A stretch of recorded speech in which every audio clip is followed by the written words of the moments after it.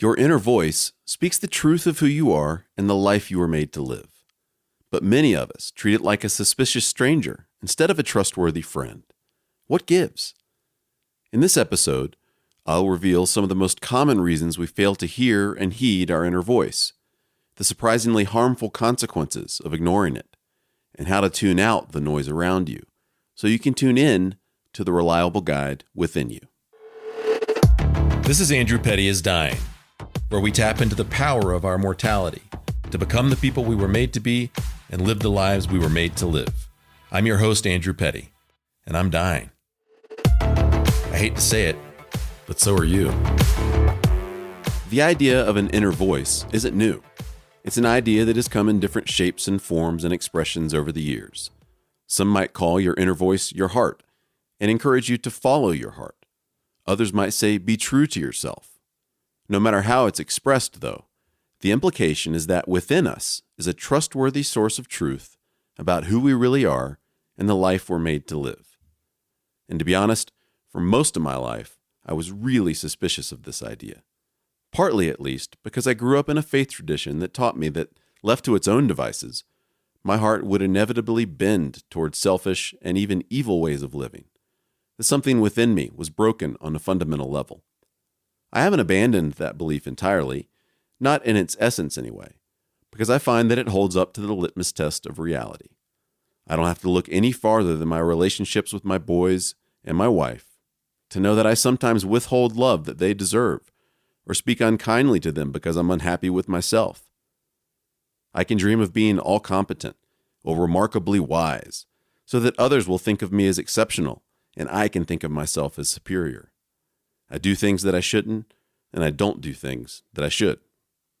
So I haven't discarded that perspective entirely, but I have expanded it to make room for what I believe to be an important companion truth, namely, that within the same human heart that holds the capacity for evil resides a voice that whispers truth and goodness to us. Now, in my worldview, that voice is of divine origin, placed within me by the Creator, and perhaps it even is the voice of the Creator, which in my worldview makes that voice eminently trustworthy. But I don't think it's at all necessary to share my worldview in order to buy into the idea of a good and reliable voice within us that guides us onto our unique path in life and helps us fulfill our unique purpose. It's the voice you ignore when a quote expert in a topic tells you the quote right way to do something, and you do it that way, knowing that deep down you really think there's a better way. It's the voice nudging you gently and persistently to leave a job, to pursue an entrepreneurial path, but you stay in the job because it provides a reliable paycheck. It's the voice telling you to forsake the entrepreneurial path because you actually really like being part of a team in an established organization, but you ignore it because you bought into the myth that entrepreneurs are cooler, gutsier, and eventually always make tons of money. It's the voice calling you back to your canvas, brushes, and paints, but you ignore it because your parents told you long ago that art is a frivolous and self-indulgent pursuit that doesn't benefit anyone. So you let your art stuff continue to gather dust in the attic and dive deeper into your sterile corporate law job with a corner office and an amazing salary, while a beautiful part of you dies just a little bit more. It's the voice calling you out on a limb, but you ignore it and keep your arms wrapped around the trunk because, well, it feels safer here. And you begin to develop an insidious and deep-seated disdain for yourself because you know you've chosen badly. Or maybe it's the voice that you finally listen to because its whisper had increased to an unavoidable roar in your heart and mind, and to ignore it any longer would take more resolve and energy than simply doing what it said. And so you tuned out all the other voices competing for attention, tuned into the trustworthy voice within you, and stepped out on that limb. I had a moment like that almost 7 years ago, and it profoundly and wonderfully changed my life. Tune into episode 5 of this podcast, How to Become the Boss of Your Fear, Bravery Building to Live with More Guts and Gusto, to hear more of that story. The decision to hear and heed my inner voice, to tune out the other voices competing for attention and tune into my own, has enabled me to become more of the man I was made to be and live the life I was made to live. My inner voice didn't lead me astray. It proved trustworthy, and I'm so grateful for it. And that experience, more than any other single experience so far, and the good fruit that has come from it, set me on a path of learning to hear and heed my inner voice day in and day out. By the way, hearing and heeding your inner voice is more challenging for some than for others. Some people, because of their innate personality style and upbringing, do it instinctively and effectively from an early age.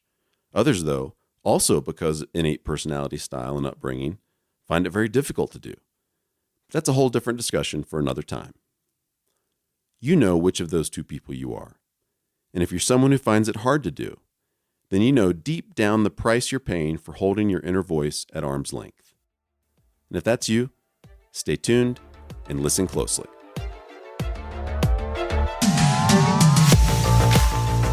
I'm not going to spend any more time or energy making a case for the existence and value of our inner voice. Countless others have done that far more intelligently and persuasively than I could ever hope to. Besides, truth be told, I don't actually think any of us need to be persuaded of the existence and value of our inner voice. What we need instead is encouragement to actually give it the attention it deserves. What keeps us from doing that? Here are a few of the big culprits, the other voices that compete for our attention. First, our parents. On the one hand, it may seem ridiculous as an adult to think that our parents could still have that much power in our lives. After all, we're adults now, right? Well, when you consider that for the first 18 or so years of our lives, all of us had one or more parents, or adults who had the rights and responsibilities of a parent in our lives, who profoundly influenced our view of ourselves, life, and the world we live in, then it's no wonder that their voices from the past can drown out our own inner voice even in adulthood. To be clear, I'm not saying that I think we shouldn't heed the input and counsel of our parents, even as adults. I highly value my parents' counsel still, even at 46. But I am saying that if your parents' voices drown out your inner voice, then it's time to tune out their voices so you can tune into your own. Next, trusted role models, mentors, and experts. This is a tough one too, because we pick role models and mentors because we respect and admire them and believe that in some way they have something valuable to offer us.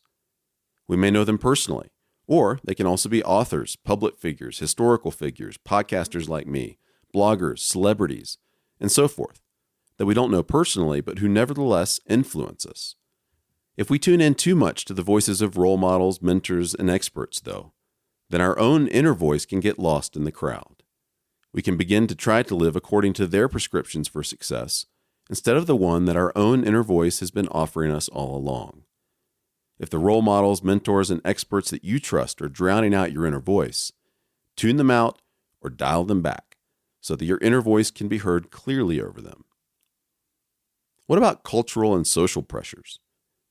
To achieve and maintain a certain standard of living, to have a certain kind of job that carries a certain kind of prestige or authority, to take vacations that are just a little more exotic than those that others take, to drive a certain kind of car. You get the picture. If cultural and social pressures, fueled by your own ego and insecurities, are drowning out the truth of your existence and the life you are made to live, that your inner voice is patiently and persistently whispering to you, then turn them down and turn your inner voice up. How about the news and social media? These are huge threats to the clarity and influence of our own inner voices. In the digital age, news cycles are lightning fast. There's more information available than we could ever hope to consume. A huge chunk of that information is useless anyway, and social media creates an echo chamber of our own devising, reinforced by algorithms that serve up heaping quantities of whatever we click on most. If we're not mindful in our consumption of information from these sources, we begin to live frenetic, harried lives, scripted by whatever messages and agendas other people are propagating. We simply allow so much of that noise into our lives that our inner voices don't have a chance of being heard above the fray. Obviously, this isn't an exhaustive list of the voices that can compete for our attention, but these are some of the big culprits. And it's less about tuning out those voices forever and ever, amen, than it is about getting the mix of voices balanced better, like an audio engineer would do when he's mixing together instrument and vocal tracks to create a finished song. One of my favorite Saturday Night Live skits is the one with Will Ferrell playing the cowbell in a studio recording session. The scene is set in the 70s, and all the musicians are wearing stereotypical 70s garb. Will Ferrell's hairy gut is sticking out from a tacky velour shirt that's too short, and he's about to bust out of his light blue bell-bottoms. He and the producer keep wanting to add more cowbell to the track, and take after take, the amount of cowbell and Will Ferrell's antics become more and more ridiculous and completely overwhelm the recording session. It's obvious to the viewer that more cowbell is not, in fact, what this recording needs. And it's hilarious to watch the other musicians as they react to the absurdity of the whole situation. Which voices are Will Ferrell's cowbell in your life right now, drowning out your own inner voice and creating a mix that isn't true to the music you alone can offer the world? Whichever voices are drowning out your inner voice, turn them down or tune them out. If my voice via this podcast is too loud in your head and heart, then turn it down or tune it out. There's simply no substitute for the truth of who you are and the life you were made to live, that your inner voice can whisper to you in a way that no one else can. Because here's the deal. We may fail to hear and heed our inner voice for a while, or we may even consciously choose to ignore it. But make no mistake, our inner voice will make itself known one way or another. It simply can't be ignored forever. I believe long-term neglect of our inner voice, that is, long-term neglect of the truth of our existence and the life we were made to live, leads to anger, depression, blown-up marriages, broken relationships between parents and kids, destructive coping mechanisms like substance abuse, and more. Some of these collateral damages were true in my own life before I began to risk hearing and heeding my inner voice. I see the same patterns playing out in the lives of my clients when they're resisting their own inner voice. And I see them break free of these patterns when they begin to hear, heed, and live according to the truth of their inner voice. Then, slowly but surely, who they truly are begins to emerge. If it feels risky to listen to your inner voice, then consider the risks of not tuning into it, and compare those risks to the wildly wonderful benefits of you fulfilling more and more of your unique purpose in the world. Tune out the noise and tune into your own inner voice to discover the truth of your existence and the life you were made to live. And since none of us knows when we'll draw our last breath in this life, isn't it time to give your inner voice the attention that it deserves? This episode is airing in the 9th month of the global COVID-19 situation. For some of you, the whole ordeal has brought some nagging questions to the surface in ways that you can't ignore. Your inner voice is available to help you answer them. And I can help you tune into your inner voice and act on what you hear. Maybe the first step for you today is reaching out to me. My purpose as a coach is to help you live the life you know you were made to live. Connect with me on Facebook at Andrew Petty Coach. Email me at andrew@digdeepwinbig.com or visit my website, digdeepwinbig.com, to learn more. I'm so glad you tuned in today. Don't forget to subscribe, and I'll see you next time on Andrew Petty is Dying.